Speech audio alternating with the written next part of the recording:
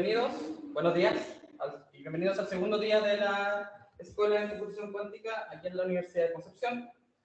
Este día vamos a empezar con la introducción a algoritmos cuánticos dada por el profesor Dominique Spener, que le invito a pasar aquí, por favor, profesor.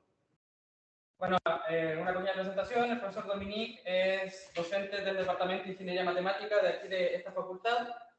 Estudió toda la carrera en Francia, ¿cierto? Y bueno, sus áreas de expertise son de información cuántica, los sistemas abiertos, la metodología cuántica, la tecnología cuántica en general. Así que estamos muy contentos de que esté aquí hoy día y somos todos oídos. Profesor. Muchas gracias, Cristiano, y buenos días a todos y todas. El propósito de esta clase, como es una introducción a los algoritmos cuánticos, y voy a presentarles un poco las ideas generales y al final voy a presentar con más detalle el algoritmo de Gruber, que es un algoritmo de búsqueda que tiene mucho, muy importante desde el punto de vista de las aplicaciones. En cualquier momento no duden en interrumpirme para hacer si tienen una duda. La gente que está online, entendí que a lo menos vamos a tener antes del coffee break un momento donde pueden hacer preguntas, pero también lo pueden hacer por chat y Luciano me va a hacer un resumen de las preguntas. Ok, empezamos con un poco repasar lo que se ha visto ayer en el curso de la profesora Carla, que es, primero, que es un sistema cuántico, desde el punto de vista, como saben, la mecánica cuántica describe el mundo microscópico, el mundo de los electrones, los átomos, de las moléculas, el mundo a escala aún más chicas. Y matemáticamente, el estado de... Yo no tengo puntero, pero bueno, no importa. El estado de un sistema cuántico se representa con un vector. Un vector de un espacio de Hilbert, que en nuestro propósito va a ser el C elevado a n. Entonces es un espacio de n dimensiones. El vector tiene que ser normalizado. Ese es uno de los principios de la mecánica cuántica. Y en el sistema físico, el espacio de Hilbert puede ser de dimensión infinita, lo que pasa, por ejemplo, por un átomo. Pero para nuestro propósito en información cuántica, siempre los espacios de Hilbert son de dimensión finita. Y el elemento de base en información cuántica es el sistema para el cual n es igual a 2. Se llama el qubit. Entonces el espacio de Hilbert es C2. Si es C2, tenemos una base que va a ser con los vectores. Usamos la notación de Dirac, que supongo han visto ayer, que es 0 y 1.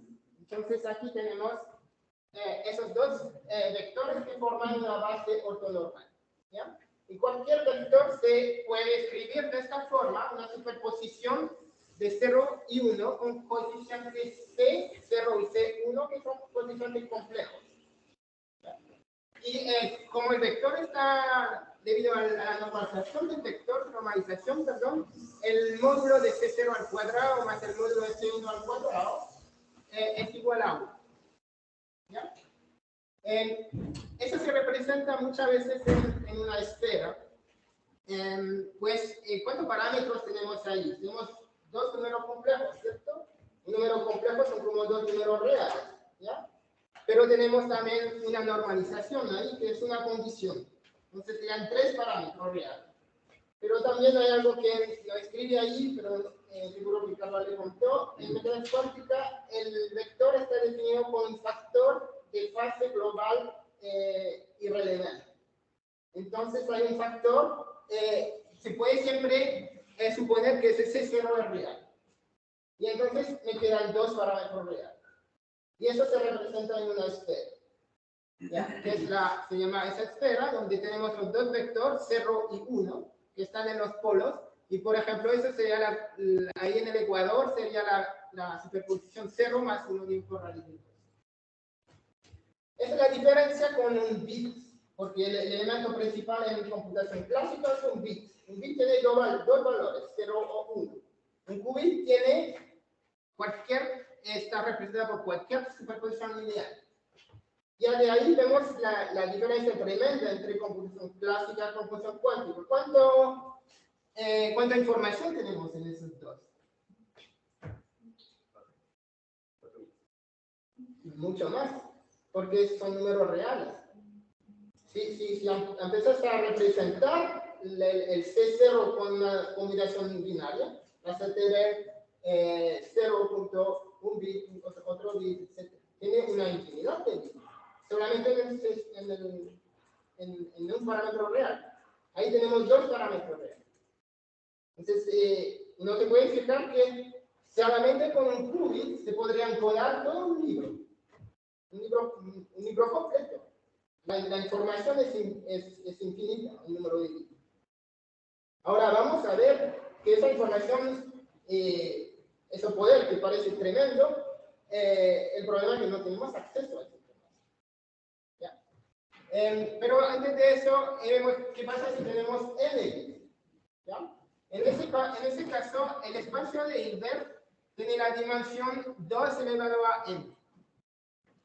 Y una base, que es la base computacional, se escribe así. Bueno, es una base matemática que se obtiene como el producto tensorial. Pero lo importante para hoy día es acordarse que se puede representar como el x0 es 0, 1. Después tenemos un x1, xn más 1. Entonces es como un producto de eso, que nos acostumbramos a notar de esa forma. ¿Ya? ¿Y cuántos vectores en la base tenemos? 2 elevado a n. Pues aquí tenemos dos posibilidades, el siguiente 2 por 2, etc. 2 elevado a n. Cualquier vector se expresa como una combinación lineal de los x. De nuevo, tenemos que tener la condición de linealización. Suma de módulo de x al cuadrado. ¿Cuánto es la dimensión? ¿Cómo crece la dimensión con el número de bits? Exponencialmente. Pues es 2 elevado a n. Es otra cosa que no se puede fijar. No solamente la información encodada en ese coeficiente es infinita, pero a medida que uno crece el número de bits, aumenta el número de parámetros real, aumenta exponencialmente.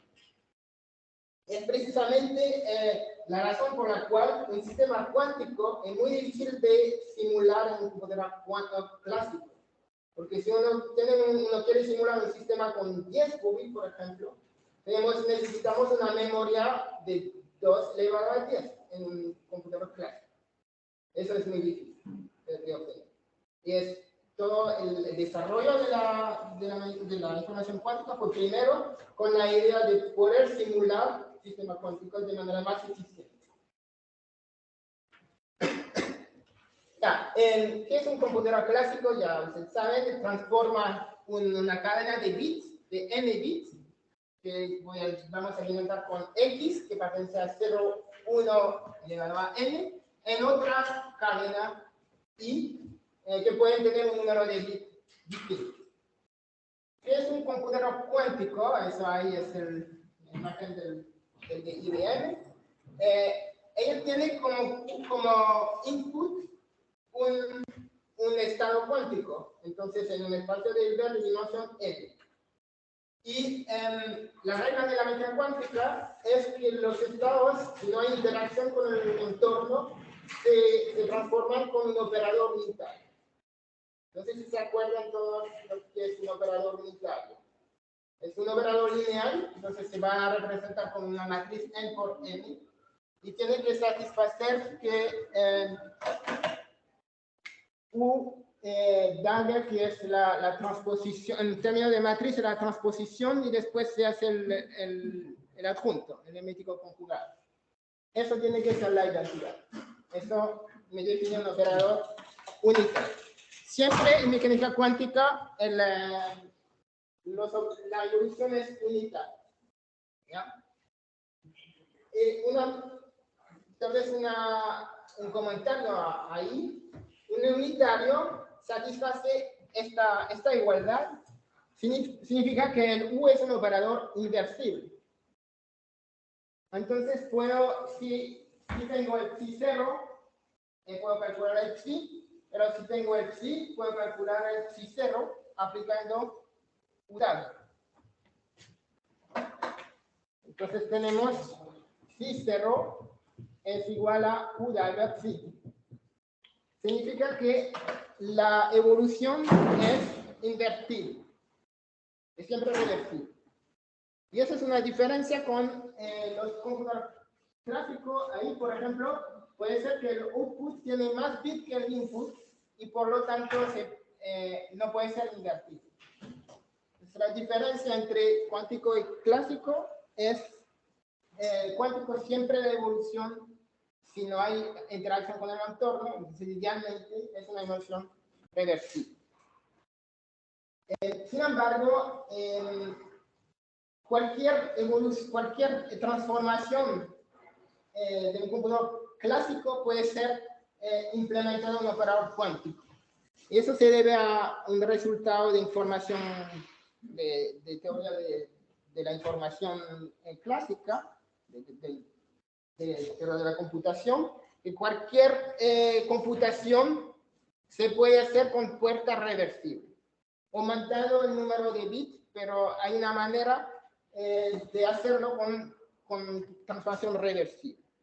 Y por lo tanto no hay conflicto. Solamente si no es invertible, en el nivel clásico uno agrega el número de bits que se necesitan para hacerlo invertible y va a corresponder una transformación cuántica. ¿Ya?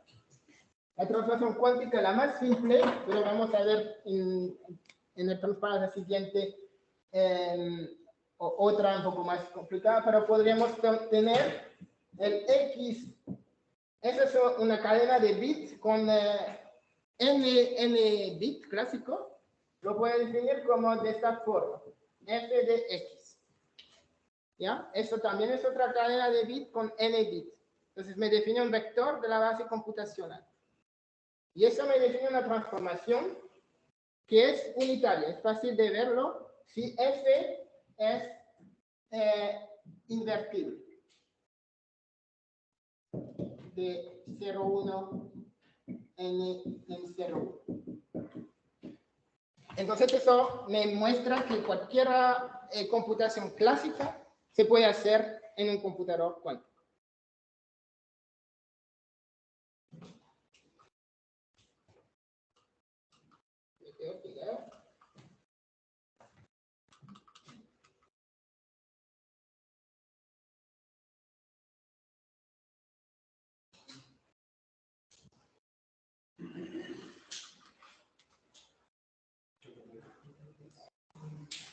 Ahí.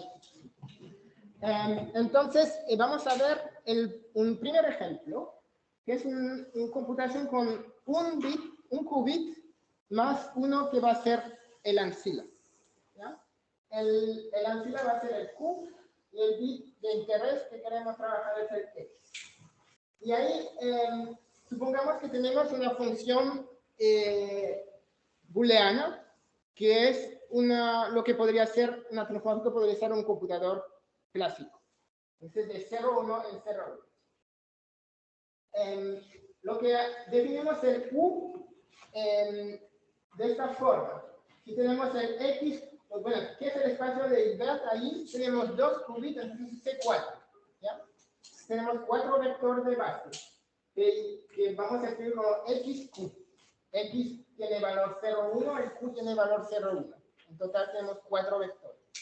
Definimos el UF con esa fórmula. El X no se cambia y al Q le vamos a adicionar F. F de X vale también 0 o 1. Y la adición ahí es la adición módulo 2. Entonces, por la regla usual de adición módulo 2.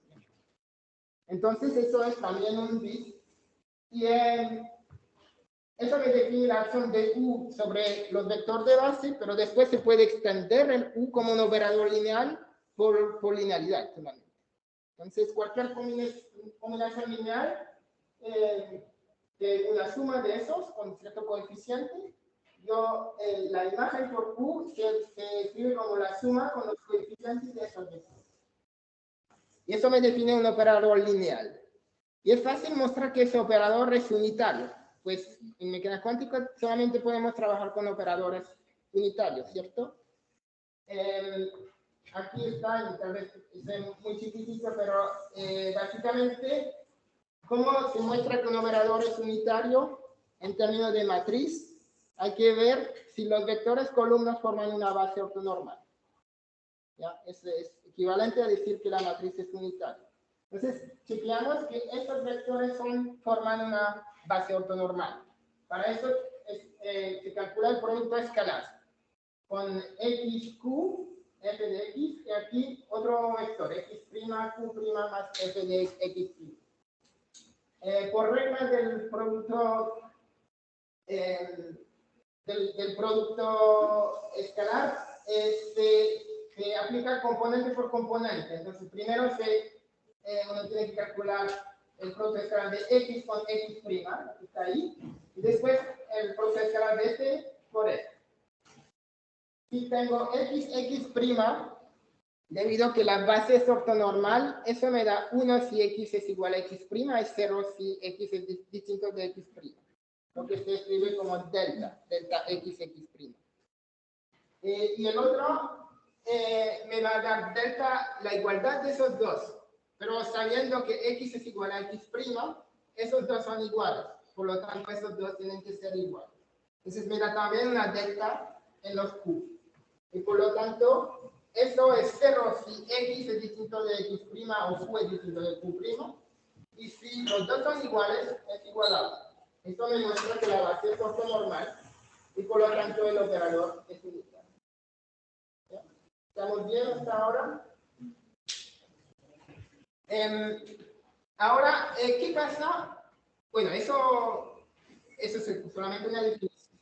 Pero lo interesante es lo siguiente. ¿Qué pasa si en vez de tomar el x aquí de la base computacional, tomamos una superposición lineal de 0 más 1 dividido por raíz de 2? Bueno, sabiendo que el u es lineal, voy a tener solamente que tomar la superposición lineal aquí reemplazando el x por 0 por 1, con lo coeficiente 1 dividido por raíz de 2. Si había una posibilidad de tener un puntero, o puede ser manual o algo, pero no me funciona. Ah, sí. Ah, es con este, perdón. Sí, no. Ya, gracias. Me equivocaba. Entonces, ahí, ¿qué es el resultado? Es 0, q más f de x0, que corresponde a esta fórmula con x igual a 0, más 1, q más f de 1, que corresponde a esa fórmula con x es igual a 1, y tomamos la superposición lineal con el peso 1 dividido por raíz de 2. Eso es interesante, ¿por qué? Porque tenemos ahí, en una sola computación de u, tenemos los dos valores de f, ¿ya? F de 0 y f de 1. Están contenidas en este vector. El problema, que es el problema central en la teoría de los algoritmos cuánticos, es cómo extraer esa información. Porque lo que queremos es calcular f.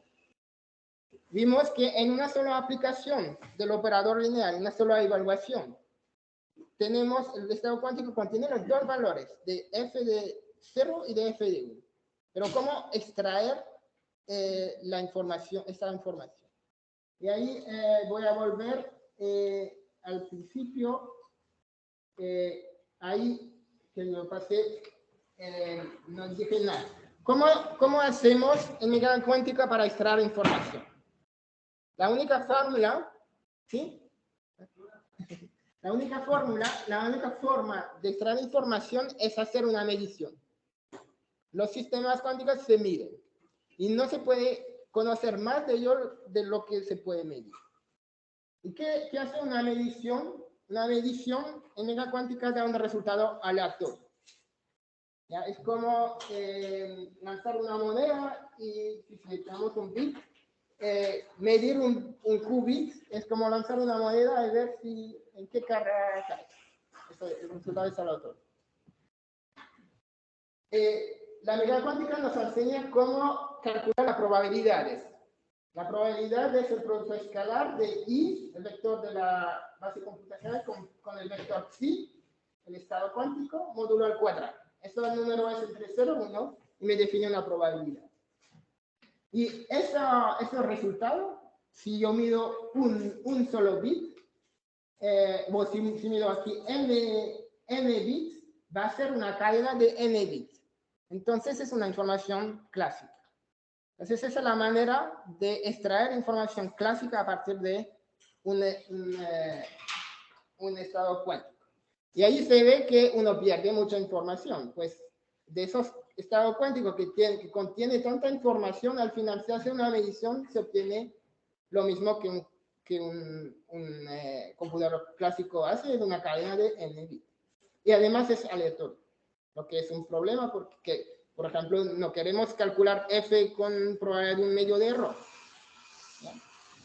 Entonces, esta es la pregunta crucial, es cómo extraer la información. Antes de explicar esto, vamos a generalizar con una cadena n más 1 bit. De nuevo, este 1, ese del q que está ahí, es lo que se llama el ancila. Y x es una cadena de n bits. ¿Ya? Y tomo la misma fórmula para definir el UF, ¿ya? Que X no se cambia, el sistema no se cambia, pero en el ancila se adiciona la función f de x.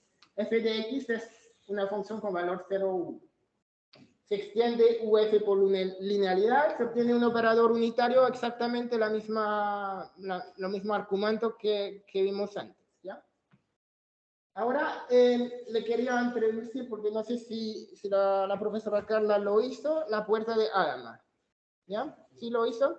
Bueno, entonces le acuerdo y tal vez lo voy a anotar en la pizarra, pues eso lo vamos a usar mucho esa puerta hoy día. Es una puerta de un solo qubit.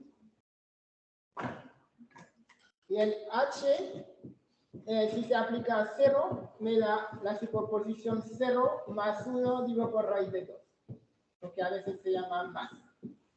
El H, cuando se aplica a 1, me da 0 menos 1 dividido por raíz de 2. Si representa esta matriz en la base computacional, me va a dar, ese operador me va a dar esta matriz. Y es fácil de ver que esa matriz es una matriz unitaria, pues los vectores son ortogonales entre sí y son normalizados. ¿Ya? Entonces es una transformación física, es un operador unitario y se llama la puerta de Hadamard. Ahora, ¿qué pasa si aplicamos esa puerta a aquí ya tenemos tres qubits, y se aplica acá qubit H. Aquí está el estado inicial, suponemos que es 0. Es el vector de la base computacional con x es igual, todo es x y es igual a 0. Y el ancila también está en 0.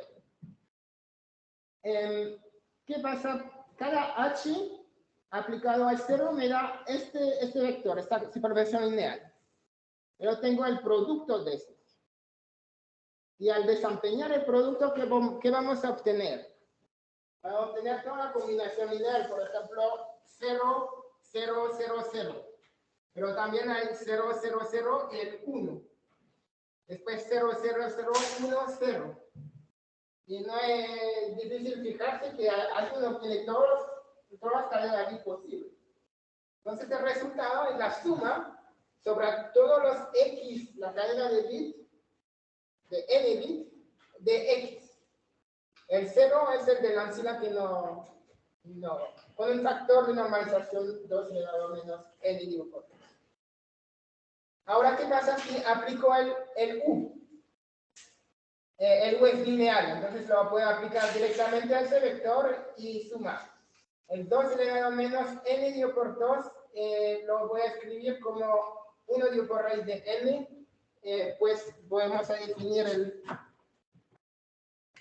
n que es igual a 2 elevado a n. ¿Ya? ¿Y qué tenemos aquí? X, como el Q es 0, me da x f de x. Ahí vemos de nuevo lo mismo que vimos antes. Ese vector contiene todos los valores de f en una sola evaluación.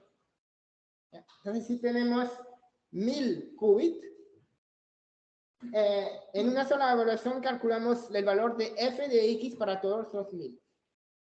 Está contenida en esa superposición. Eso se llama el paralelismo cuántico. Es lo mismo que podría hacer un computador clásico calculando en paralelo, pero con una diferencia tremenda. En realidad, en el caso del computador clásico, necesita n calculador en paralelo. Físicamente se programa como si fuera en paralelo, pero físicamente son distintos. Ahí es una sola transformación, UF. Y es ahí se usa la característica de la mecánica cuántica que trabaja en un espacio de Hilbert. Entonces podemos trabajar con superposición lineal. Y por lo tanto, una superposición lineal puede contener información sobre todos los valores de F. Entonces, ¿cómo extraer esa información que queremos sobre los f de x? Tenemos que hacer una medición, ¿cierto? Suponemos que vamos a medir en la base computacional. Si medimos en la base computacional, el resultado va a ser aleatorio, ¿cierto? ¿Y qué se obtiene? El i, vamos a obtener un resultado i para los n primero qubits, pero si obtengo i, significa que vamos a proyectar sobre ese valor, entonces la medición sobre el último qubit me va a dar f de i. Entonces vamos a obtener el valor de f de i. Físicamente hablando, ¿a qué nos referimos con la evaluación de f en este caso? Evaluación de f significa aplicar el operador unitario UF. Eso es lo que, si usamos ese lenguaje por analogía con la informática por la teoría de computación clásica. Pero para nosotros, para un físico, no significa solamente aplicar un operador unitario. Entonces, no sé si se fijan que al hacer una medición o base computacional vamos a obtener un resultado aleatorio. La probabilidad va a ser, hay que tomar el producto escalar con eso, con i, pero es fácil verse que me da exactamente ese factor. Entonces me da 1 dividido por n, que es 2 elevado a menos n. Y uno puede leer, entonces uno tiene n más 1 bit, bits. Si se mide los n primero en i, sabemos que el último va a ser f de i. Y ahí se podemos leer el valor de f para el i. Pero uno puede decirse, esto lo puede hacer un computador clásico. Eso equivalente a pedir al computador clásico, bueno, tienes que elegir el i al azar y me calcula f de i. ¿Cuántas evaluaciones necesita el computador clásico? 1. Entonces ahí no tenemos ninguna ventaja. Entonces es una manera de obtener la información, esa información tremenda que está en el psi, pero que al final no da nada mejor que pueda hacer un computador clásico. Sería como una computación, se llama computación aleatoria, es que toma una teoría en teoría de la computación. Y existen computaciones aleatorias, algoritmos aleatorios, etc. Esa sería exactamente equivalente. La pregunta es si se puede hacer algo mejor, algo La idea es la siguiente, eso es lo que voy a presentar, pero ahí le voy a decir en palabras. Primero, es tratar de encodar la información sobre F de manera distinta a la que hicimos ahí. Tenemos que encodar la información en las fases de los componentes. Ahí vamos a tener componentes que son pues, una superposición. Entonces tenemos que encodar la información de cierta manera en las fases. Y después usar lo que se llama en física la interferencia. Porque sabemos que en física podemos hacer interferencia. Entonces esa es la idea central para obtener algo mejor que la computación al lado. Y de ahí viene un algoritmo que se llama algoritmo de Deutsch-Josa, que resuelve el siguiente problema, que va a ser nuestro primer algoritmo. ¿Ya? El algoritmo más simple, bueno, puedo decirle que la tarea computacional no es algo académico, no es tan relevante en la práctica. ¿Ya? No es un problema tremendo que uno se esfuerza para resolver, pero la ventaja es que el algoritmo es muy simple, por eso lo quiero presentar. ¿Qué es la tarea? Tenemos una función booleana que es de 0, 1 elevado a n es 0, 1, un valor 0 o 1. Pero vamos a suponer algo. F o es una función constante o es una función balanceada.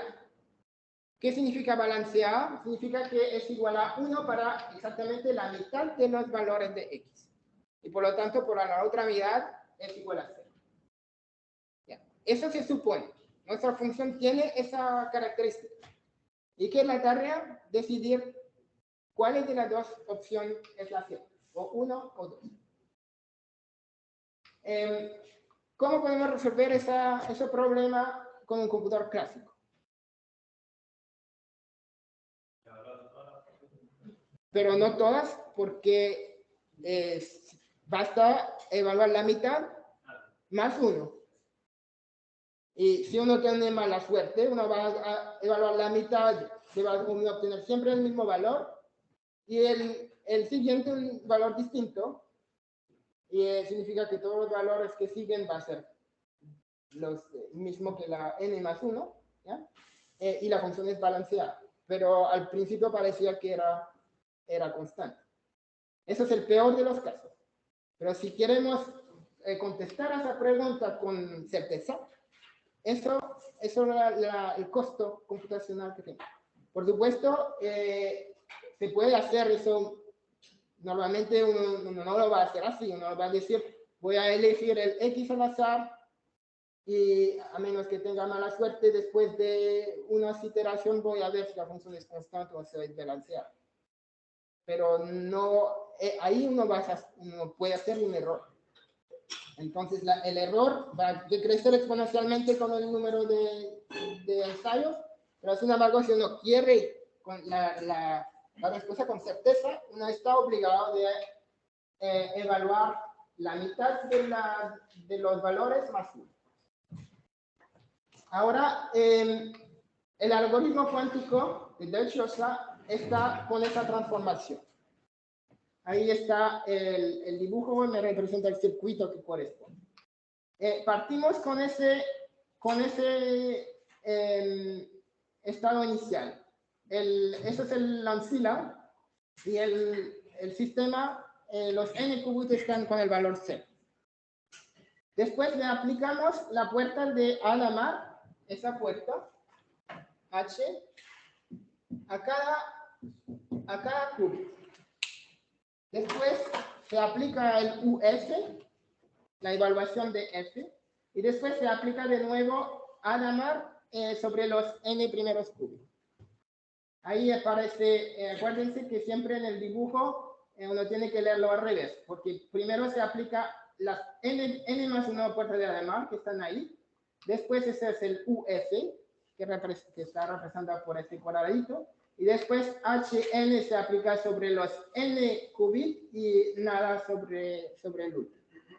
Esa línea que está aquí es como condensada, en realidad son n líneas, ¿ya? Porque tenemos n qubits arriba. Eso, papel, yo lo coloqué en verde, me da la interferencia que le hablaba ahí.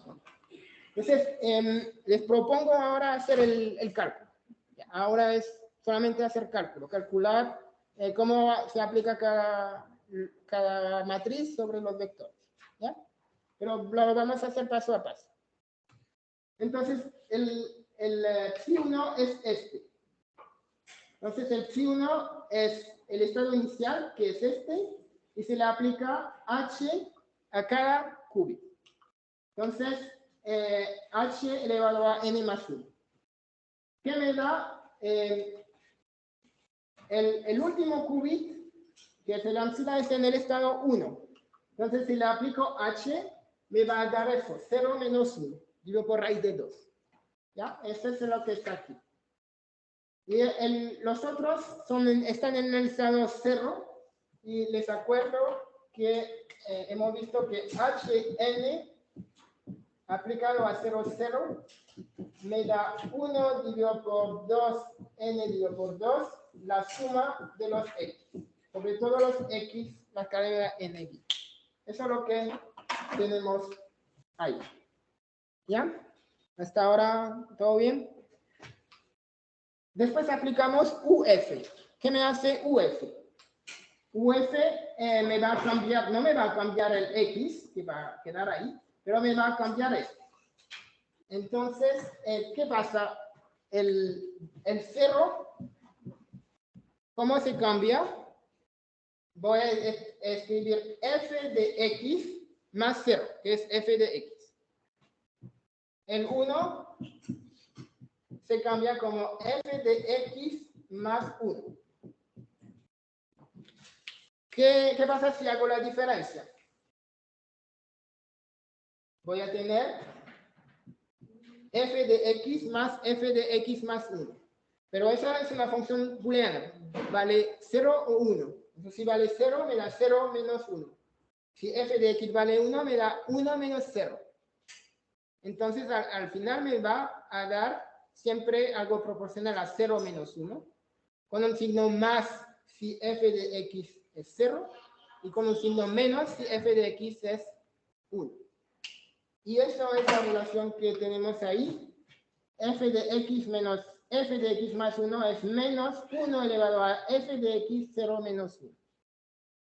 Y eso lo usamos aquí, en esa segunda línea, para transformar y obtener esa fórmula donde aparecen el factor menos 1 elevado a f de x. Y eso es exactamente el factor de fase que le estaba mencionando antes. Entonces ahí hacemos algo distinto de antes, donde teníamos, encodamos todos los valores de f de x en el vector de la base computacional. Aquí no, el vector siempre no cambia, es el mismo que en el estado inicial, el estado antes, pero tenemos esa fase que contiene información sobre f. Y en física, eso es bien, porque en física cuando tenemos fase, uno piensa interferometría, porque la interferometría permite estimar fases. Y la interferometría, bueno, eso no tengo el tiempo de explicarle en detalle, pero más o menos es un poco, voy a hacer en palabras simplificadoras, vamos a deshacer lo que hemos hecho haciendo con las fuerzas de Hadamard. Entonces vamos a aplicar el inverso de Hadamard, pero el inverso de esa aplicación es la misma. Ese h, es fácil ver que h al cuadrado es 1. Entonces la idea es de aplicar ahora h n a ese vector. El epsilon no lo vamos a modificar, eso es un detalle, pero vamos a aplicar hn a ese vector que tenemos aquí. Y ahí vamos a usar esta fórmula, que es fácil de mostrar. Yo no creo que voy a...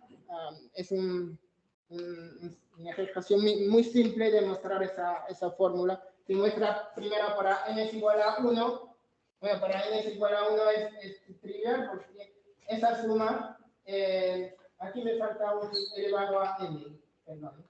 Pero para n es igual a 1 será z, vale 0 a 1, eso espera 0 menos o menos 1, ¿ya? O más 1 depende del valor de x. Si x es igual a 0, me da 0 más 1 esta forma. Si x es igual a 1, me da 0 menos 1. Es exactamente esos dos estados. Después hay que calcular esto para n mayor que 1, pero se hace, es un cálculo en que sale rápido.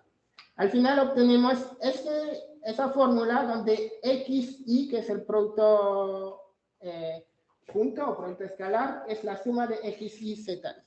¿Ya? Reemplazamos esta fórmula ahí y obtenemos esa doble suma. Eso después de aplicar HN. Entonces estamos aquí, hemos aplicado el HN, el psi3 es lo que sale. Es el output del algoritmo. Entonces ese es el estado final. ¿Alguna duda? ¿Sí? Los XI y los ZI son componentes de qué? Son 0, 1. 0. Ya. Tengo una duda. Allá arriba, cuando tiene la Java n más 1 veces aplicada, ¿ese actúa solo sobre el 1? ¿Ese actúa solo sobre el 1? ¿Cuál? ¿Este? Ajá. No, este actúa sobre los n más 1 qubits. Por eso tenemos, uso acuérdate, los n primero qubits están en 0.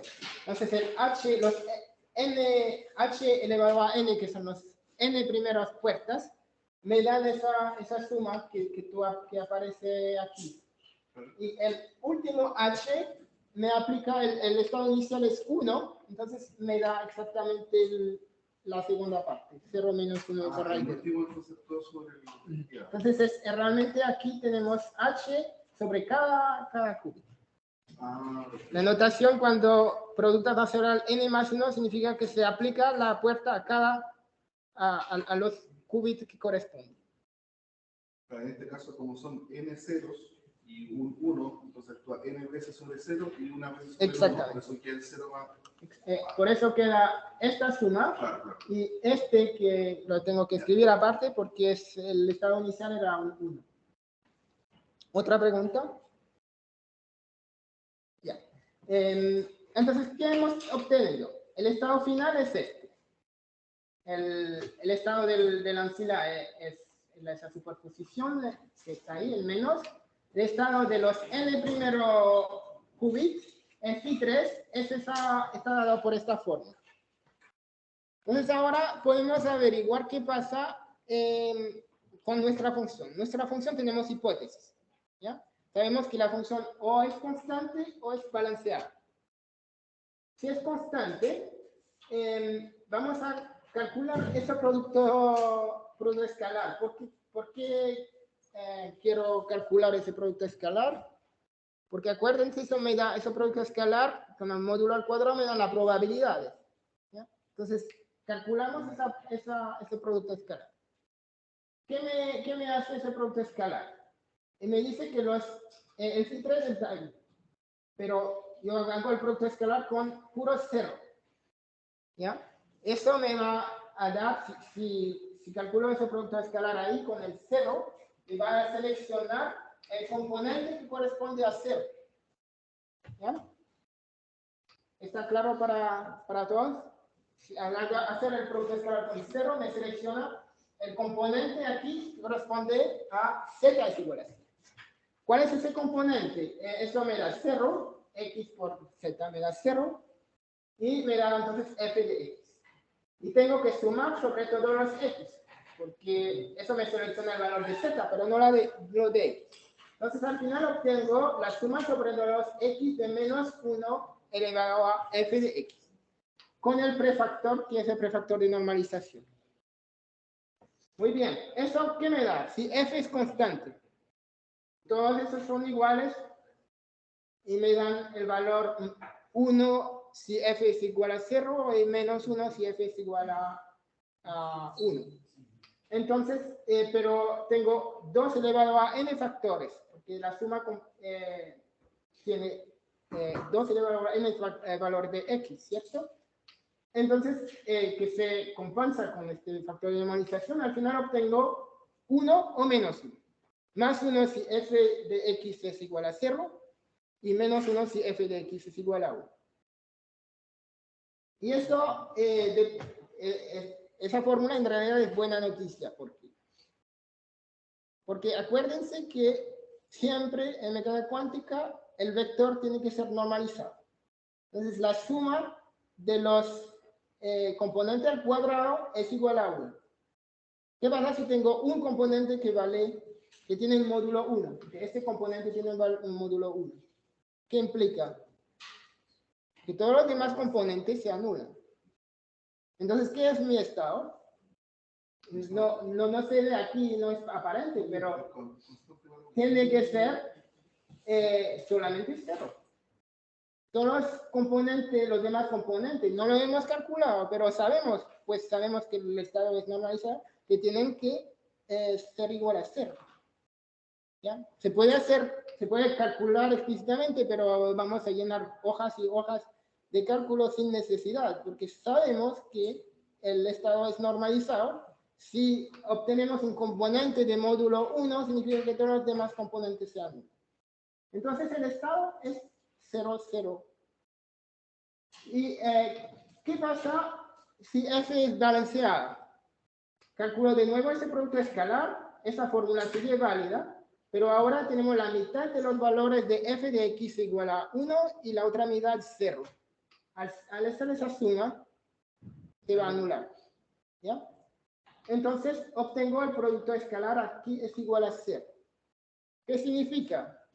Geométricamente. Si tenemos un vector de base y el componente del vector, según ese de nuestro phi3, en esa dirección es 0. Significa que el vector apunta en una dirección ortogonal. ¿Ya? Entonces, tenemos, en este caso, por ejemplo, Profesor, sí, podría utilizar solo este lado de la pizarra por la cámara. ya.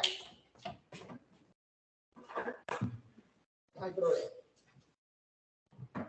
Entonces, sí, en el caso 1, el vector apunta en la dirección 0, y en el caso, este era el caso 1, es el vector phi3, y en otro caso apunta en una dirección perpendicular.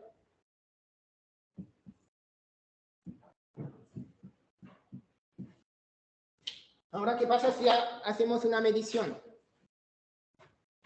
La medición me da la probabilidad, tengo que tomar el módulo al cuadrado. Entonces, ¿qué es la probabilidad en el caso 1 de obtener el resultado 0?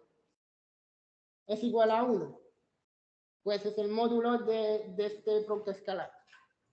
Entonces,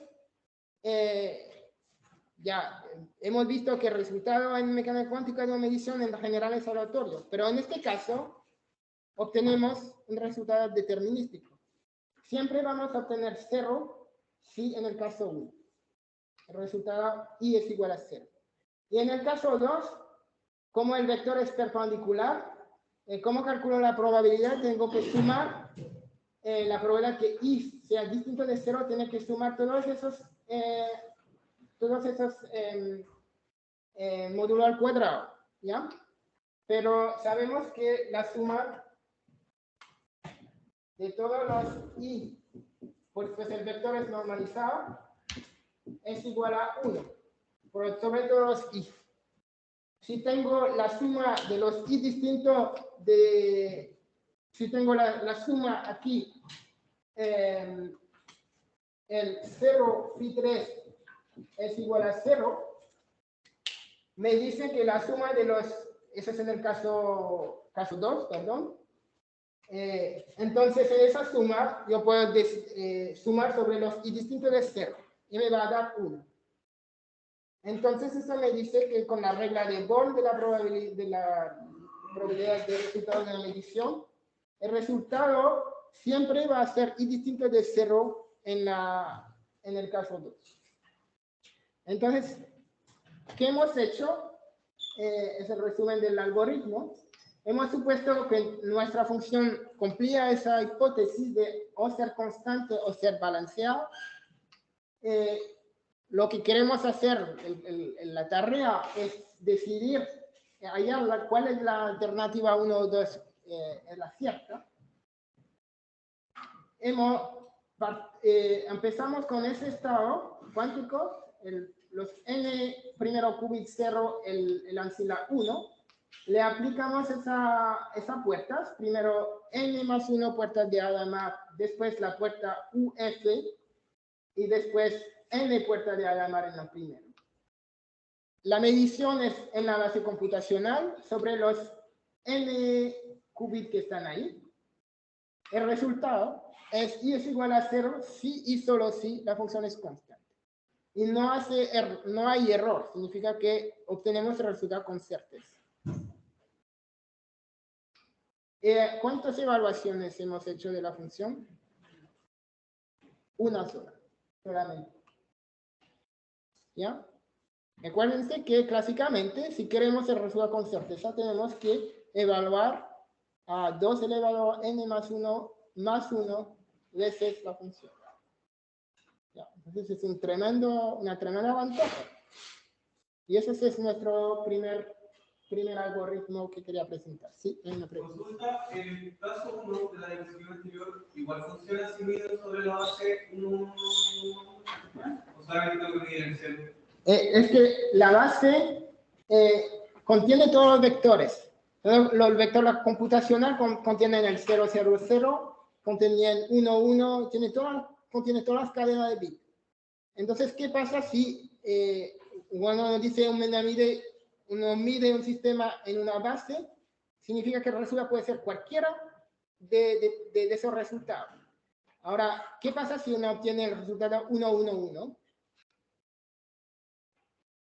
Tiene que ser el caso 2, tiene que ser balanceado. Pero si es balanceado, tú puedes también obtener el resultado 1, 0, 0, 0. Tú no sabes, el resultado va a ser aleatorio. Pero si tú mides, tú ves que el resultado no es 0, ya con certeza sabes que la función es balanceada. Ese es el algoritmo. Y por eso tenemos esas dos hipótesis. Si tenemos más hipótesis, tendríamos que hacer algo más sofisticado para ver un criterio según el valor del resultado, por ejemplo, 0001 menos cierta respuesta, 0010 menos otra respuesta, etc. Pero ahí en esa tarea tenemos solamente dos alternativas. Y el algoritmo contesta la pregunta, repito, si el valor que obtenemos de la medición es 0, la función es constante. Si es cualquier otro valor, la función es balanceada. Sí. Me perdí al final en la parte que tengo que se necesitaba medir solamente una vez el UF. Entendí el resultado si solo sí, entonces tengo que ver si es que el estado que yo maré el 0 se tiene algún qubit del 1. Pero eso yo pensaría que se tendría que hacer por las probabilidades y midiendo, pero usted dice que se mide solo una vez. Eso es lo que me perdí. Sí, pero se mide todos los qubits al final. Uno mide, esos son n, en realidad por eso hay ese barato. Entonces son n qubits y se hace una medición sobre los n, que es equivalente a hacer 1 por 1 n mediciones. Pero no sé si contestó a tu pregunta. O tú querías hacer otra medición después de esto. Claro, que yo pensaba la probabilidad de hacer varias veces y calcular que efectivamente debe ser.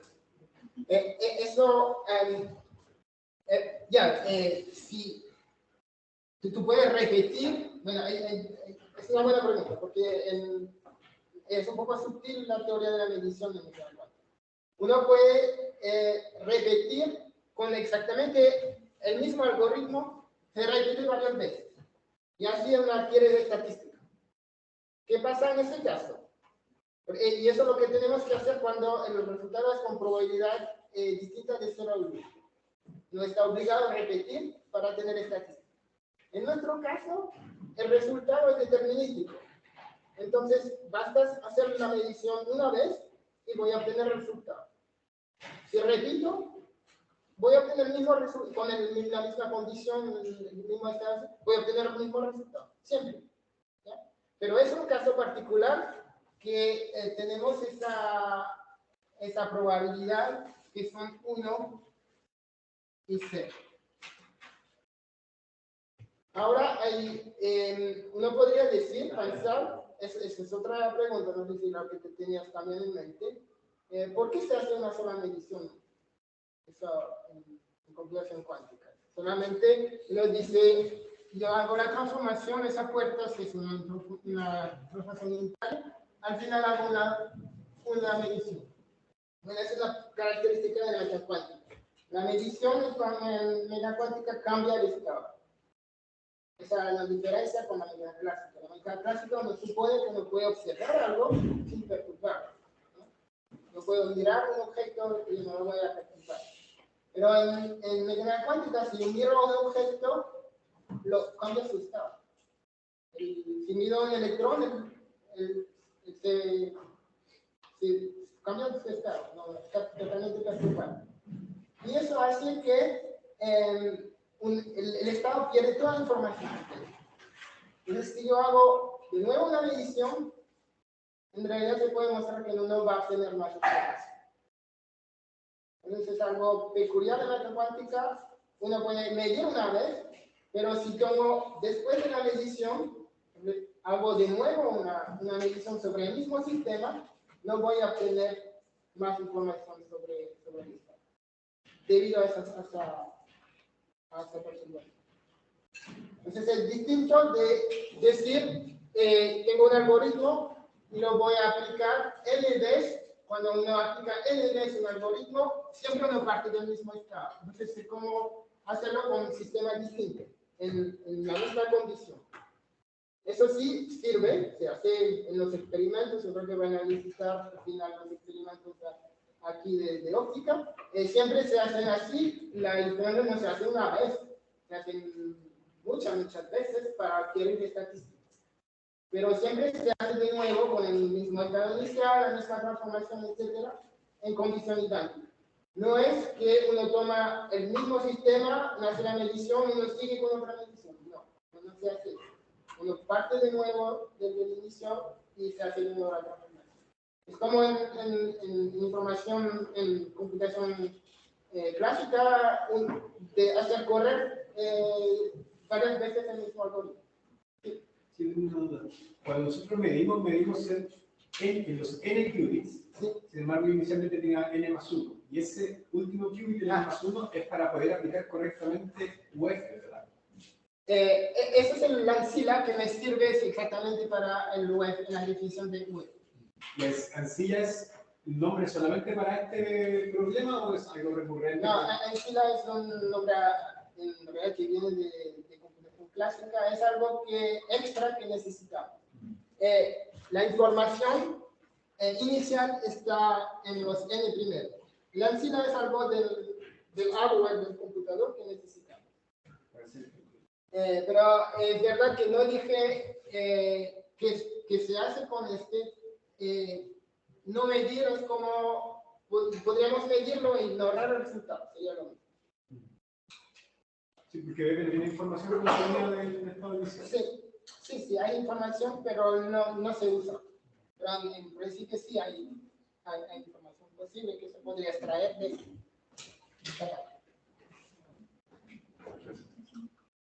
No sé si tienen otras dudas.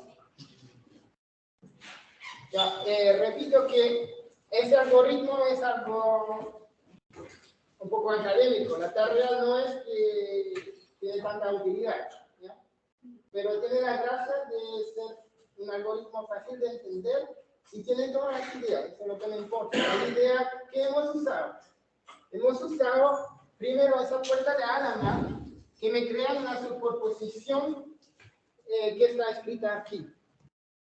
Esa superposición se crea con la puerta de Hadamard. Ese es un ingrediente, porque tenemos que tener ventaja de trabajar en un espacio de Hilbert para crear superposición. Esa es la primera H. Después aplicamos el UF, que es la transformación equivalente a la transformación, aplicar F en el computador clásico. Y después, lo interesante, aplicamos de nuevo ese HN antes de hacer la medición. Y ahí es equivalente en física a hacer interferometría. En interferometría tenemos un interferómetro, separa un haz de luz en dos partes, pero después hay que combinarlo de nuevo. Y eso es lo que hace ese ACM. Y al final se mide en la base computacional, que sería en óptica medir el número de fotones cada camino de los fotones. Y se obtiene el resultado de esta manera. Bueno, si no hay preguntas, yo creo que me va a demorar de 10-15 minutos o menos. Quería hacer una breve introducción a lo que se llama la transformación de Fourier cuántica. Eso va a ser breve porque me quiero concentrar luego en el algoritmo de Gruber, que no necesita eso. Pero eso es bastante importante porque, por ejemplo, supongo que han escuchado sobre el algoritmo de Shor, de factorización de número primo, está basado en eso. Y aquí se puede ilustrar también el paralelismo cuántico. Bueno, supongo que ya han visto eso, que es la transformación de Fourier discreta. Tenemos los X son parámetros. X es un número entre 0 y n más 1, un número entero. Entonces tenemos una secuencia de n coeficientes Cx. Y se multiplica por esa exponencial, se suma sobre todos los X y se obtiene lo que se llaman los coeficientes de Fourier de C, que es la transformación de Fourier discreta. Supongo también que saben que esta transformación es muy útil en una multitud de tareas que tratar imagen, se usa en una multitud de usos, ¿ya?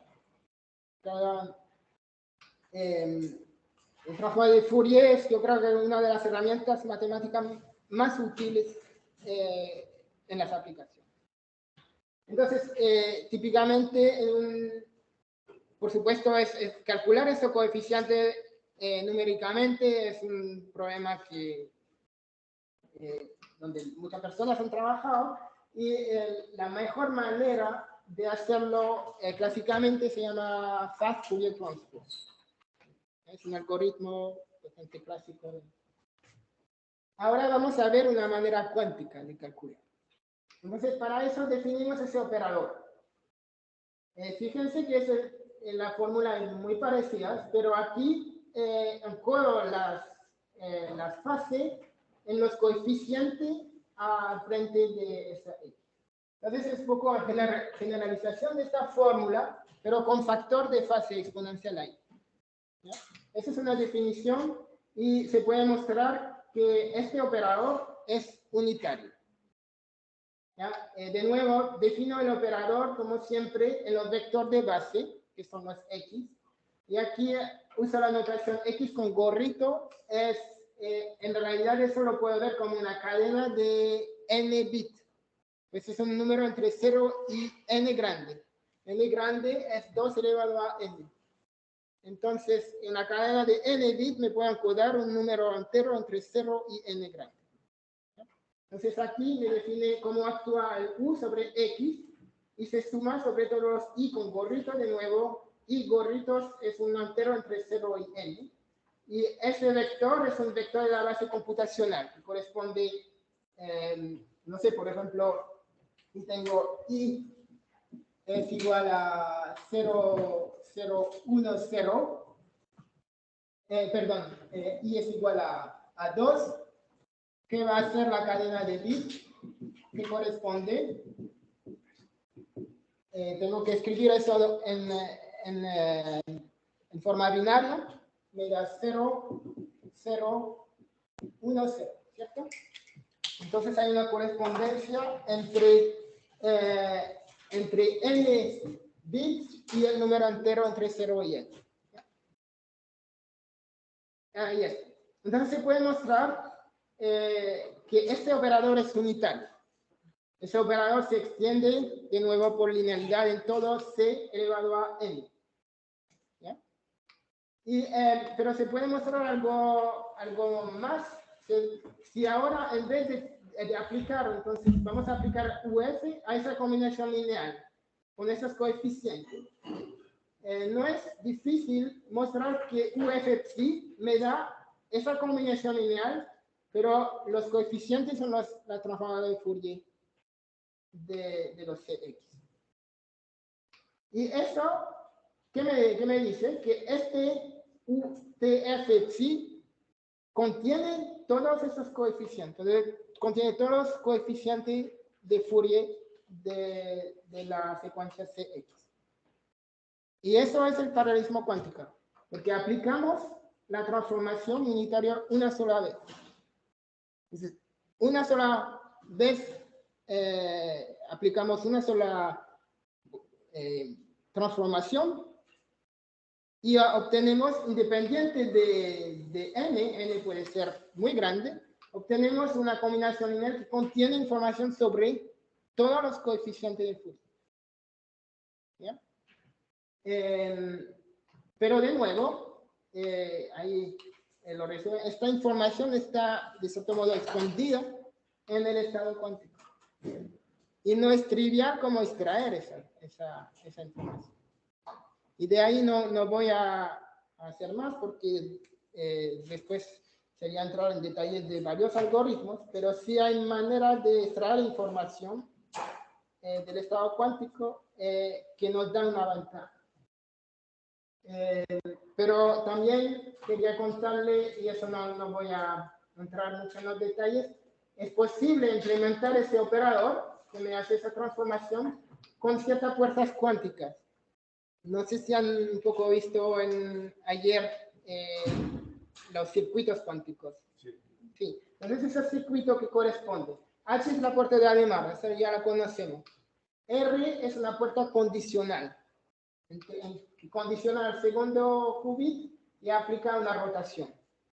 Aquí tenemos n puertas con rotación distinta. De nuevo, se hace n-1 puertas, una Adamar y n-1 puertas condicionales, etc. Y al final, lo representado ahí, hay una puerta que se llama swap, que me mezcla, me hace una inversión de la salida. Y eso me implementa ese operador. Entonces, ese operador se puede implementar. El número de puertas es n al cuadrado.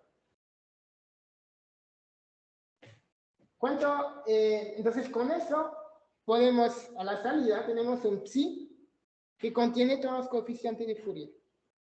Si comparamos con el algoritmo de Fast Fourier Transform, él necesita n 2 elevado a n. Entonces, en vez de n 2 elevado a n, aquí tenemos n al cuadrado. Eso se llama bueno, en inglés puede ser exponential speed, la aceleración exponencial. Pero de nuevo, ojo, esta información está en el estado cuántico. No es trivial extraer esa información. Esa es otra. Y eso es el trabajo, entre otros, de Peter Shor, que tuvo la idea genial de usar esa transformación para resolver un problema que al principio no diría nada que ver. El problema que quería resolver Shor es el problema de factorizar. Entonces, si no tenía un número entero grande, queremos encontrar un factor primo de este número. No sé si conocen ese es un problema que se sabe clásicamente es muy difícil. Cuando n es grande, no hay computador clásico que pueda resolver este problema. Es tan difícil que la gente se ha ingeniado a usar esa dificultad para encodar, para encriptar. Hay una encriptación que se llama RSA, que usa exactamente eso hecho que factorizar un número entero grande es una tarea muy difícil, muy costosa. Si el número es muy grande, ningún computador clásico lo puede encontrar factorizar el número primo. Pero entonces Shor mostró que un computador cuántico sí lo puede hacer. Y el tiempo es n al q, un poco más que eso. Pero el algoritmo de Shor permite factorizar un número entero grande en factor primos en un tiempo O de n3. Ese problema de factorización es tan importante, pues se usa en la criptografía. Cuando usted lo usan cada vez que compran, por ejemplo, en Internet con su tarjeta, si se fijan, y yo siempre lo aconsejo, yo cuando compro algo con mi tarjeta, yo busco la seguridad en pequeño y me dice la información está encriptada con el algoritmo. Y van a ver, el algoritmo normalmente es RSA. Es exactamente ese algoritmo que usa el hecho que factorizar un número primos grande es imposible con un computador clásico. Pero sería posible con un computador cuántico. Ahora no tenemos computador cuántico que lo puedan hacer más que no sé cuántos son los últimos, pero se ha hecho con 15 o números de ese estilo, factores 15. Porque necesita mucho qubit y los computadores que tenemos no son perfectos ahora y tienen un número limitado de qubits.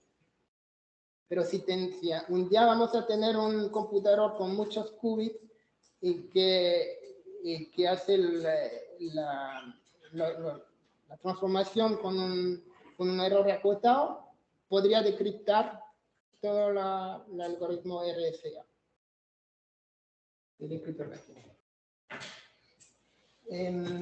Ya, voy a, antes del coffee break, tengo una última transparencia. Bueno, pero no sé si tienen algún... Eso es todo lo que quería contar sobre Shor, porque sería... Explicar el algoritmo de Shor sería como otra clase de 3 horas. Así que no vamos a ir, pero a lo menos darle esa idea que existe este algoritmo. El problema del algoritmo de Shor es que necesita un poco de teoría de números. Todos no conocen esta parte. Hay varios teoremas matemáticos. ¿Alguna pregunta? Termino con esa transparencia que es como un resumen muy breve. Los de ustedes que han estudiado computación y ya conocen eso muy bien, mejor que yo, son las clases de complejidad. Pero más o menos la pregunta es una pregunta muy, muy importante y que no tiene respuesta por ahora. Si un computador cuántico es realmente más eficiente que un computador clásico. Y para contestar esa pregunta tenemos que formalizar un poco. ¿Qué significa más eficiente? Entonces, eso no lo dicen la gente que trabaja en computación clásica. Ellos introducen la clase de complejidad, que permiten cuantificar qué tan difíciles son las tareas computacionales. Entonces hay más clases, pero las 3 más importantes son clase P, NP y P-Space. ¿Qué es la clase P? Son los problemas que se pueden solucionar en un tiempo polinomial. ¿Ya? Entonces, no un tiempo que crece exponencial con un número de dígitos, con el número de bits del input. ¿Ya? Tiene que ser polinomial. N a la alta. ¿Qué es una clase NP? Entonces, a grandes rasgos, es chequear que una solución es un problema que se puede solucionar en un tiempo polinomial. Para entender eso mejor, tal vez volvemos al problema de factorizar un número primo, un número entero grande en número primo.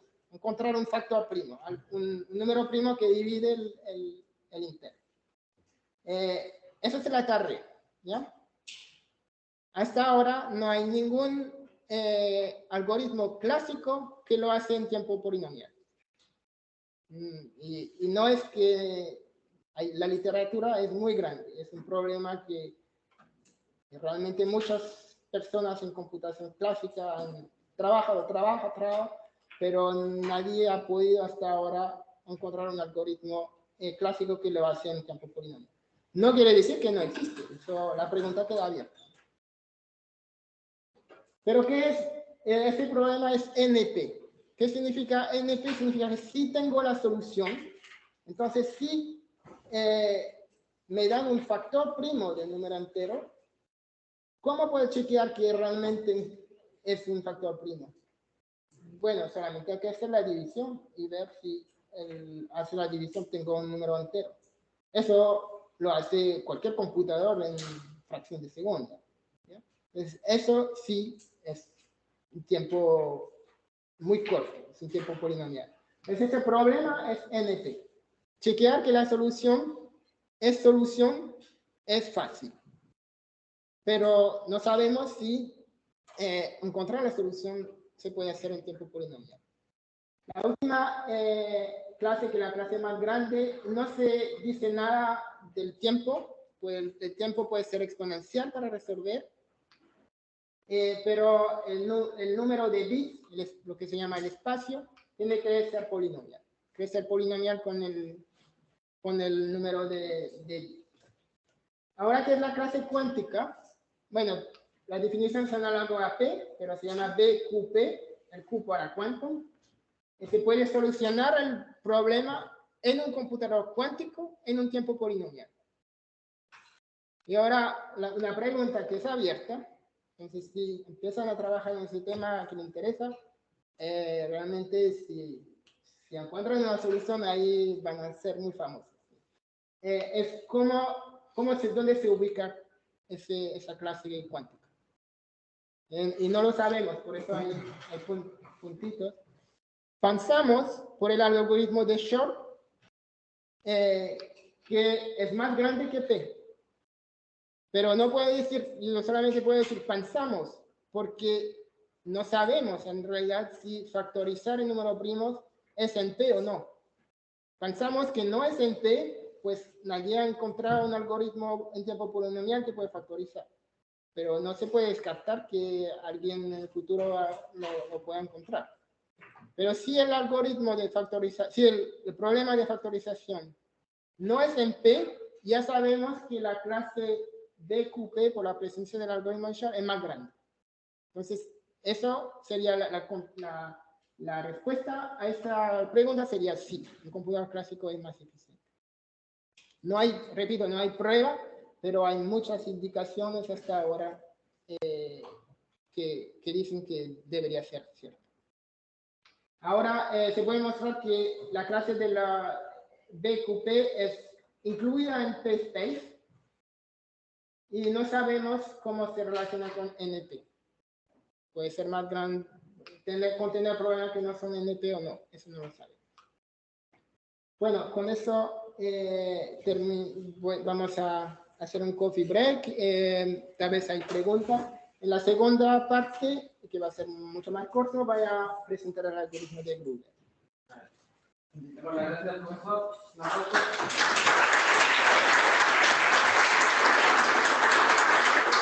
la verdad, bastante tiempo porque todavía no está montado el coffee break, así que van a tener que montarse. No sé si tienen preguntas para el profesor.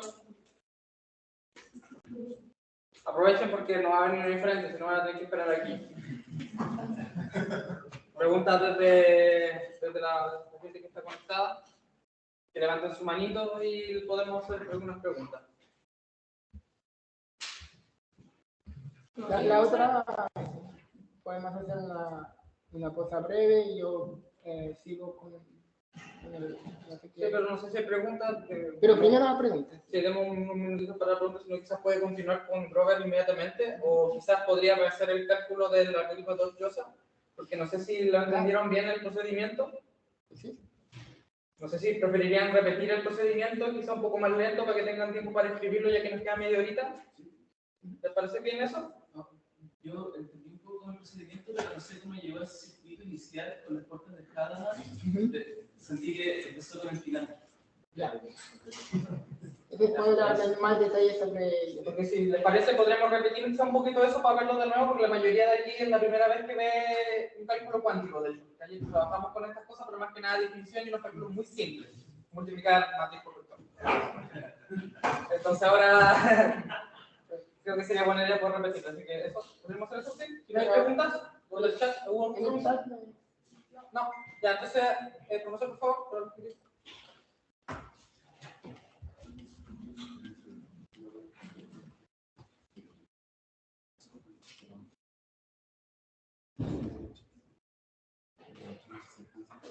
Ya. La pregunta que tú tenías era sobre el circuito. Pensamos bueno, el arte de hacer algoritmo cuántico es inventar un circuito, más o menos, ¿no? Y, ¿por qué salió este? No lo puedo decir, eso funciona, ¿ya? Pero sí le puedo decir que esa idea central, ese circuito tiene 3 etapas que se ven aquí.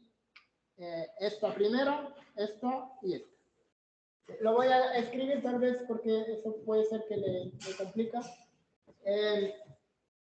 Ese h elevado a n, en realidad es h que se aplica a los n primeros cúbicos.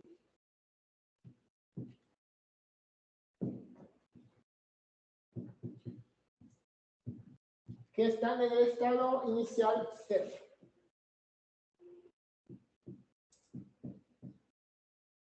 Y el último está en 1 y también se aplica h.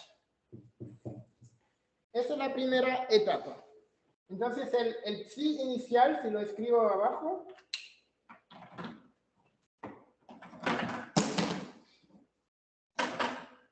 es 0, 0, 1. Esa es la parte de los n primeros qubits y eso es el último, que es el ANSI. ¿Ya?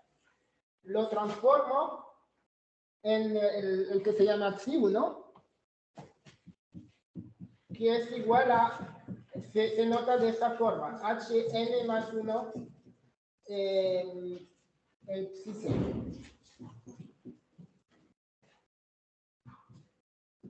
Es solamente una notación que me dice, aplico el h a cada, de manera independiente a cada qubit. ¿Ya? Después vamos a aplicar el UF,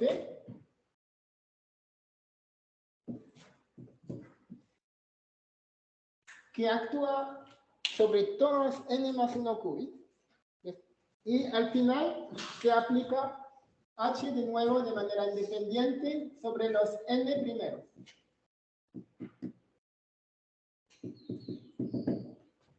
Y el último no se hace nada. Entonces el UF, cuando lo aplico aquí, me da psi2, que es UF psi1. Y al final, bueno, este sería aquí. Y al final, el H producto tensorial con N me da el psi4.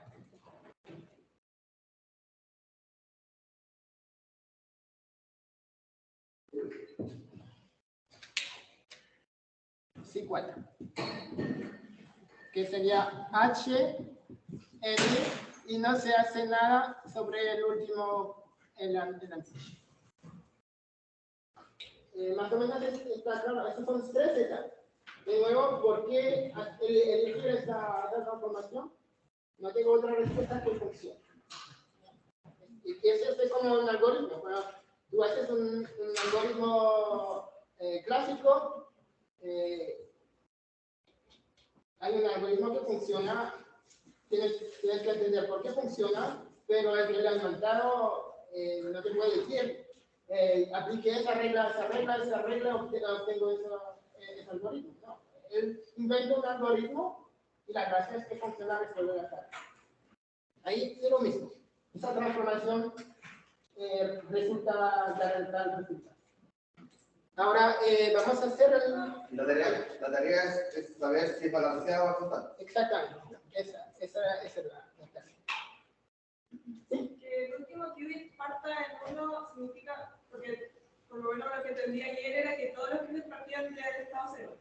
Es porque como que hay algo antes que genera que este qubit parte. Sí, es una convención que a veces se hace de partir de 0, pero si tú quieres partir de 0, efectivamente se puede hacer y hay que agregar una puerta que se llama X. Ahí tú puedes partir de 0 y tú lo transformas como 1. ¿Ya?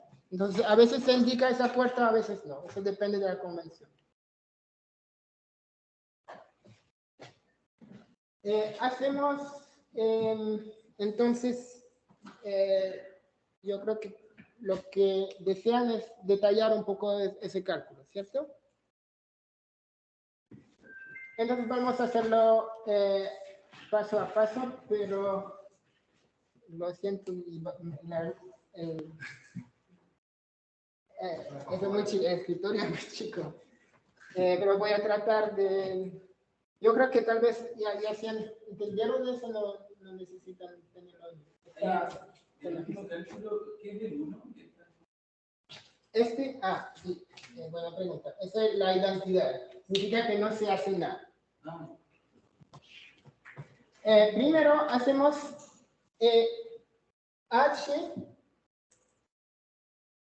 elevado a n aplicado a 0, 0. ¿Ya? Que es una parte de esto, porque aquí tenemos h, n más 1. Y el phi 0 es 0, 0. Por ahora no vamos a considerar el... ¿Ya? ¿Cómo calculo eso?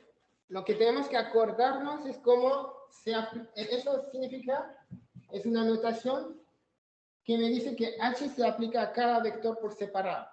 Entonces, h0, etcétera, h0. ¿Ya? Se aplica la matriz H a cada vector por separado. Es solamente es una notación de lo que significa el producto pantalla. ¿Qué es el H0? Es 0 más 1 dividido por raíz de 2.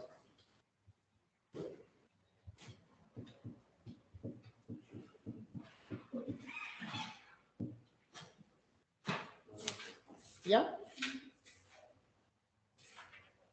Ahora tengo que desempeñar todo ese producto.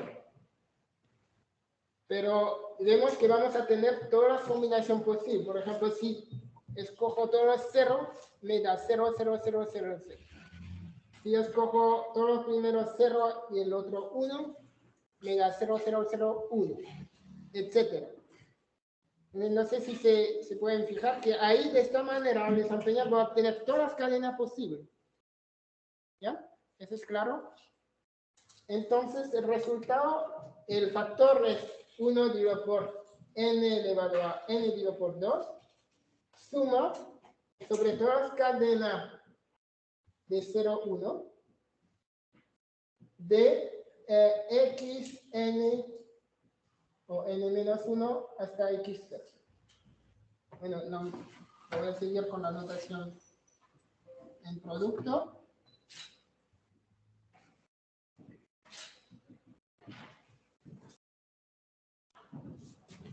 Entonces, ¿está claro? ¿Ya? Eso a nosotros nos gusta llamarlo X, para simplificar la notación. Entonces, esa X en realidad es un estado de n cúbico, que es un estado producto.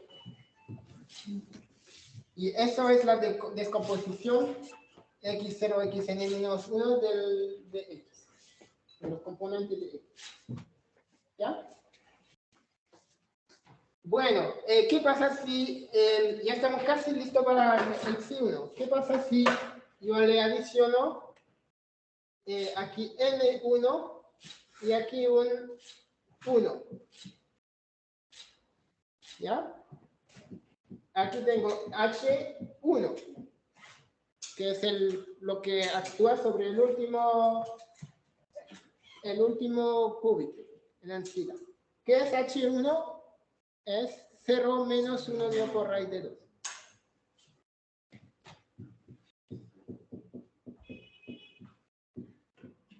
Entonces, eso me da un factor 0 menos 1.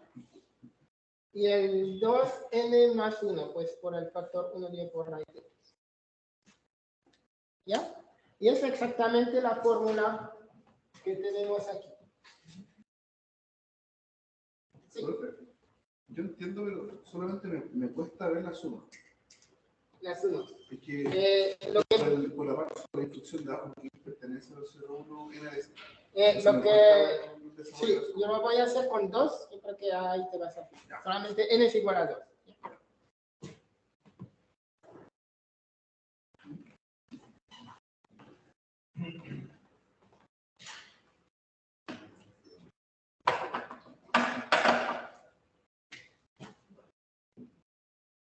H es 0, H es 0. Tenemos n es igual a 2.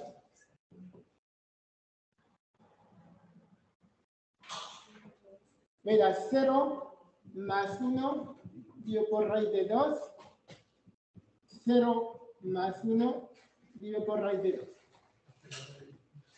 El raíz de 2 por raíz de 2 me da 1 medio. Y después es un producto serial, pero funciona como producto. Entonces puedo desempeñar. Entonces voy a tener 4 términos. 0, 0. 0, 1. 1, 0. Y 1, 1. ¿Ya? Y ahí, eso es lo que escribo de la forma 0, 0, 0, 1, 1, 0, 1, 1. Esos son los valores de X. Eso, X es tienes todos los valores posibles. Entonces eso lo escribo como suma X, que tiene 2 componentes, la primera y la segunda, que vale o 0 o 1. Aquí tenemos 4 términos, que son los 4 que están arriba. ¿Ya? Después, si se hace con 3, es igual. Uno se fija que siempre uno va a tener todas las combinaciones posibles. Entonces, todos los valores de X. ¿Ya? Bueno, entonces ahora estamos bien con el psi1. ¿Cómo vamos a aplicar el psi2? Ahí necesito la definición del UF. Eso ya está atrás.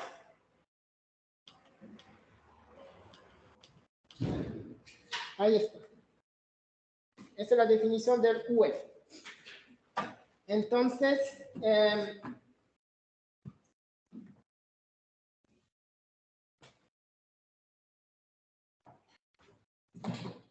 tenemos ese vector que voy a escribir arriba, que es el psi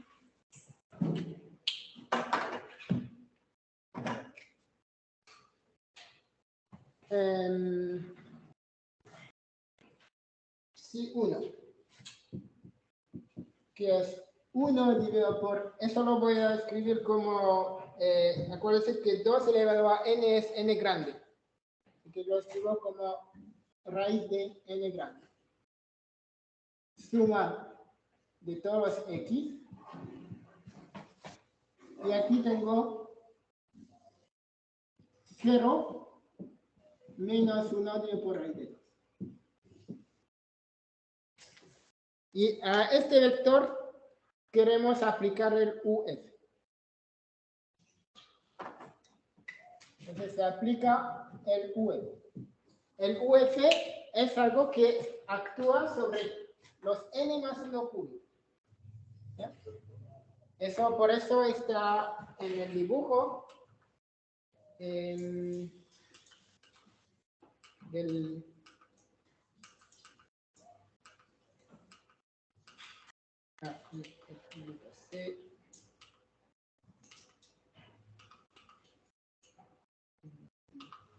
Ahí, en este dibujo, el UF es ese cuadradito grande porque actúan sobre los n más 1 cúbicos. En conjunto, no se puede separar, como aquí se puede separar, actúa de manera independiente sobre cada cúbico, pero el UF es lo único que él actúa de manera conjunta sobre los n más 1.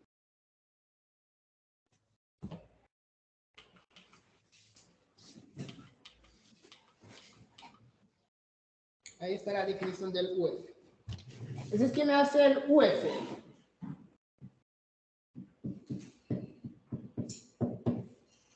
Lo único que tenemos que acordarnos es que los operadores son lineales. ¿Ya? Entonces, si es lineal, actúa componente por componente.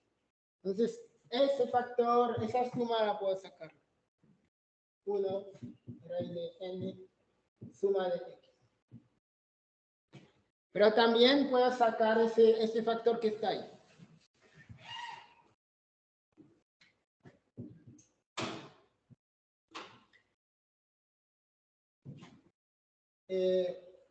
Y voy a escribirlo como suma de x, uf x0 menos uf x1.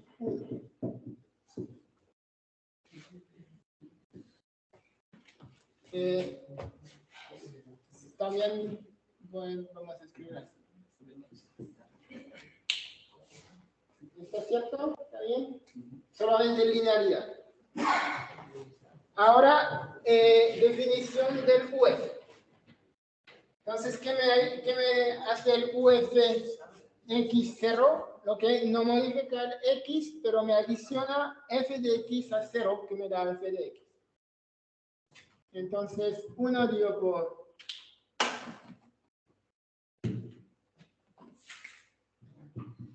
raíz de 2n, suma de x, f de x, menos suma de x, y aquí, como tengo 1, me va a decir, voy a obtener f de x más 1.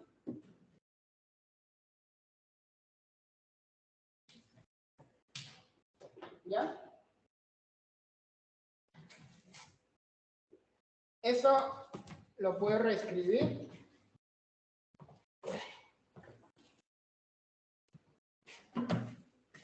Como 1 dividido por raíz de 2n, suma de x, f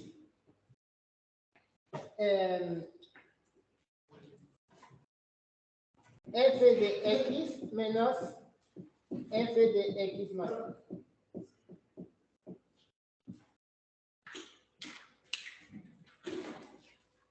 Bueno, ahí no he hecho mucho entre esa doble. Pero ahora nos tenemos que fijar en esto. Que me olvido los brazos. F de x, ¿qué es? ¿Es 0 o 1? ¿Ya? Si f de x es 0, ¿qué es el valor de este? 0 más 1, 1. Si f de x, entonces vamos a obtener 0 menos 1. Si f de x es 1, ¿qué es el valor de 1 más 1? 0. ¿Ya? Estamos en módulo 2. Entonces, 1 menos 0. Entonces, o es 0 menos 1, o 1 menos 0, que es menos 0 menos 1. Entonces, lo que observamos, y ahí aparece el factor de fase, que eso es 0 menos 1 con un factor de fase que depende de f. Entonces lo escribo de esta manera, porque si f de x es 0 me da 1, y si f de x es 1 me da menos 1. Y por lo tanto obtengo 1 menos 0 en vez de 0 menos 1. ¿Ya?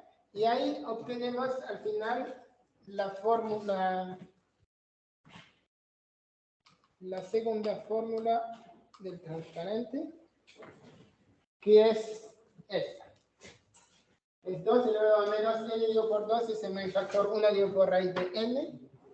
El 2 menos 1 medio es 1 dividido por raíz de 2. Y después tenemos esta suma con el factor de fase menos 1 elevado a f de x, multiplicado por x, multiplicado por 0 menos 1 en el áncido. ¿Qué observamos aquí? Es que el ancila no cambia. En realidad es por eso que había una pregunta al final, ¿por qué no se mide ¿por qué no se mide el ancila? En realidad no se mide, no va a servir mucho porque no cambia.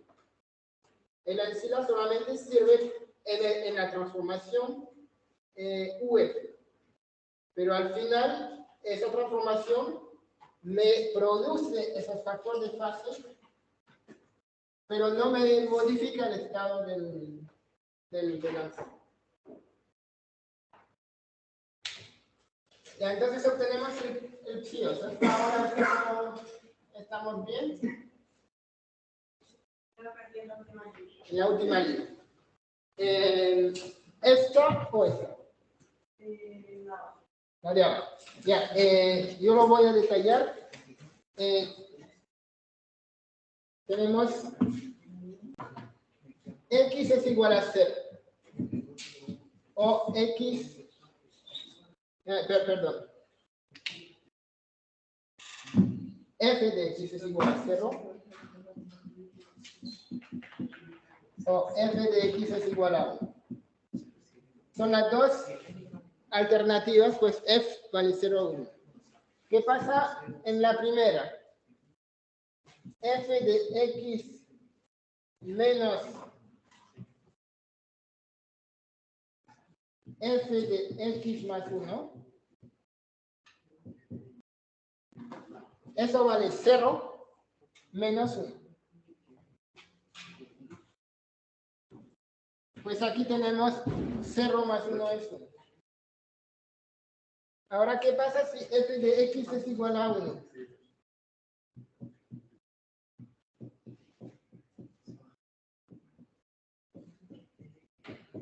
Ese vale 1.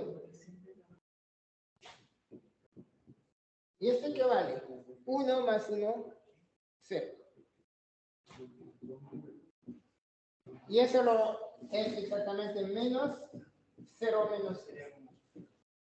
Y ahí viene, de aquí viene ese factor menos 1. Entonces, yo lo escribo menos 1 elevado a f, pero f vale 1, es menos 1.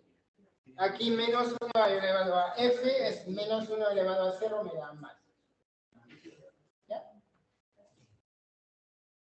Sí, otra vez. La tercera línea. ¿Por qué el UDF no le hace nada al X, pero sí afecta 0 o al 1? Por la definición del UF.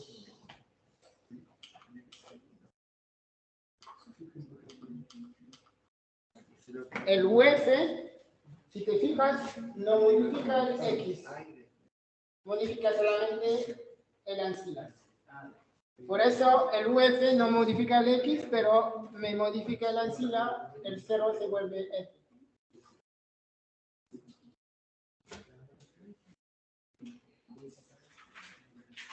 En la definición, ¿cómo sabemos que el 0 se vuelve F y el 1 se vuelve F? Porque el detalle del valor de la ancila. El Q aquí es 0 o 1. Entonces, si Q es 0, me da 0 más f de x, f de x. Si Q es 1, me da 1 más f de x. Yo creo que lo que tal vez más le dificulta es que estamos en una superposición. No es que f, no lo puedo decir q es igual a 0 o q es igual a 1. Es una superposición de 0. Esa es la diferencia de lo cuántico. Y eso es lo que no lo hace difícil porque nosotros vivimos en un mundo clásico, nos gusta tener un valor, o 0 o 1. Pero aquí es los dos a la vez. Matemáticamente se hace con álgebra lineal y se hace con componentes de vectores. Pero si después tú dices, bueno, esa es la matemática, ¿qué significa? Ahí no es tan trivial. Ahora, a la vez, no podemos tampoco decir que con cierta probabilidad es 0, con cierta probabilidad es 1. Porque si tú dices eso, tú prohíbes la posibilidad de hacer interferencia que usamos. Tenemos que decir es los dos a la vez. Es a la vez 0, a la vez 1. Tiene una parte de la componente 0 y una parte de la componente 1. Yo creo, profe, que cuesta a veces que una función booleana. Entonces, uno está acostumbrado obviamente a trabajar con funciones que son binarias. Entonces, eso depende de tu formación. Los físicos claro. tienen más. Los de computación supongo que ya es algo como en la sangre. Pero eso depende de dónde. Sí. No, ya estamos listos, terminamos. No, me falta el último. Perfecto, quedan 3 minutitos, la verdad. Ya, entonces me falta el último paso. Es que,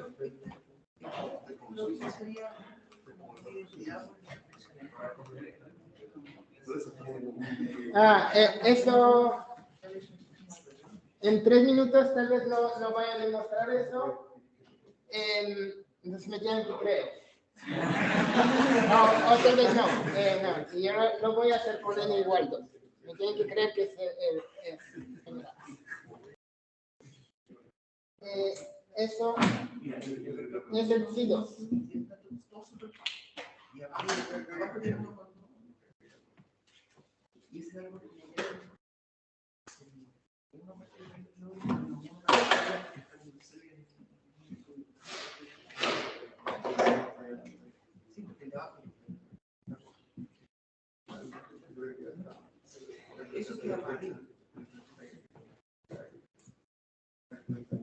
Si tenemos n es igual a 2 y aplicamos, y nosotros hemos visto en el cálculo anterior, ¿qué pasa si x es igual a 0?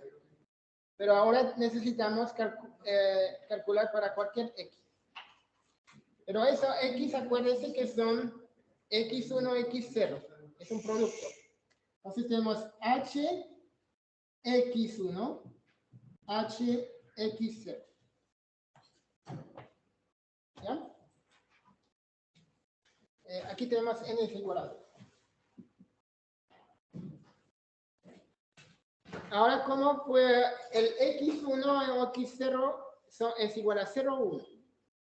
¿Cómo puedo escribir eso? En manera, ahí necesitamos como una fórmula un poco más abstracta, porque no sabemos el valor de x.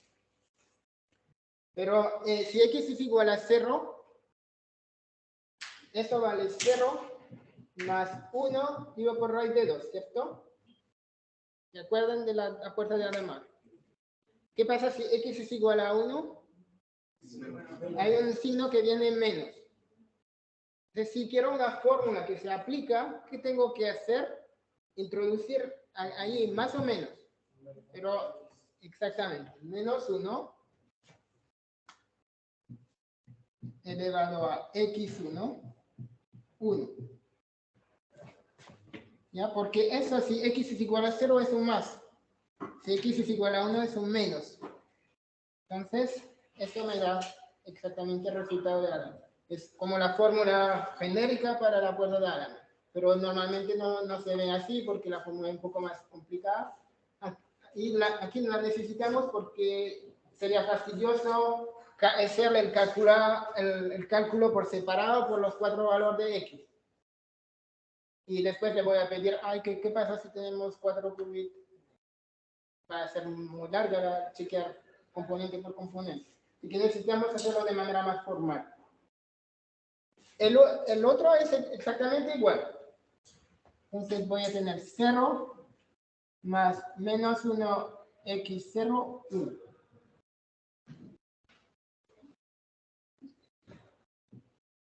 Y ahora tengo que desempeñar. De nuevo, es exactamente como lo hicimos, el cálculo que hicimos hace un poquito. Van a aparecer todas las combinaciones 0, 0, 0, 1, 1, 0, 1, 1. La única diferencia es que van a tener factor de fase. los menos 1 que van a... Entonces, me da 1 dividido por 2. Y ahí escribo directamente el resultado x. X vale, pertenece a 0, 1 al cuadrado. Entonces es x1, x0. Aquí tengo el x, que va a ser x1, x0. ¿Y cuál va a ser el factor de fase? El menos 1 elevado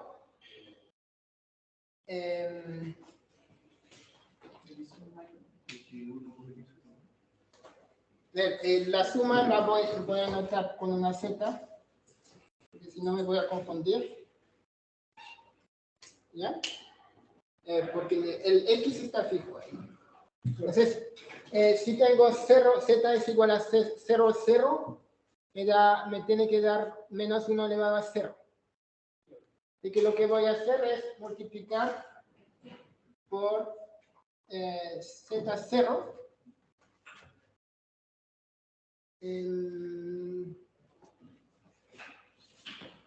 y multiplicar por x0